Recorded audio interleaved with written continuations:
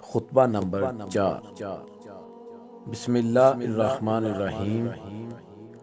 تم لوگوں نے ہماری ہی وجہ سے تاریکیوں میں ہدایت کا راستہ پایا ہے اور بلندی کے کوہان پر قدم جمائے ہیں، اور ہماری ہی وجہ سے اندھیری راتوں سے اجالے کی طرف باہر آئے ہو، اور وہ کان بہرے ہو جائیں جو پکارنے والے کی آواز نہ سن سکیں، اور وہ لوگ بھلا دھیمی آواز کو کیسے سن سکیں گے جن لوگوں کے کان بلند ترین آوازوں کے سامنے بہرے ہی رہے ہوں۔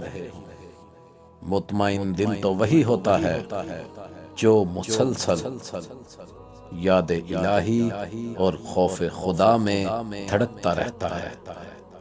میں پہلے دن سے تمہاری غداری کے انجام کا انتظار کر رہا ہوں، اور تمہیں فریب خوردہ لوگوں کے انداز سے پہچان رہا ہوں۔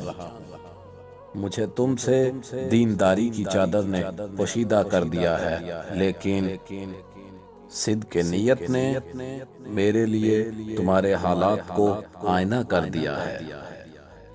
میں نے تمہارے لیے گمراہی کی منزلوں میں حق کے راستوں پہ قیام کیا ہے، جہاں تم ایک دوسرے سے ملتے تھے لیکن کوئی رہنما نہ تھا، اور کنواں کھودتے تھے لیکن پانی نصیب نہیں ہوتا تھا۔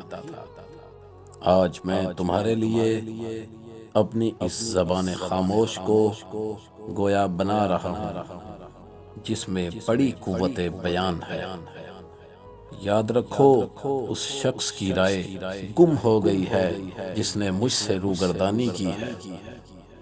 میں نے پہلے دن سے لے کر آج تک حق کے بارے میں کبھی شک نہیں کیا۔ میرا سکوت مثل موسیٰ علیہ السلام ہے۔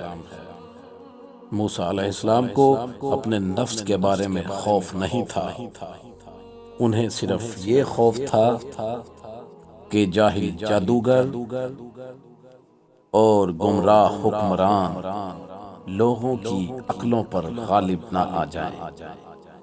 آج ہم سب حق و باطل کے راستے پر آمنے سامنے ہیں، اور یاد رکھو، جسے پانی پر اعتماد ہوتا ہے وہ کبھی پیاسا نہیں رہتا۔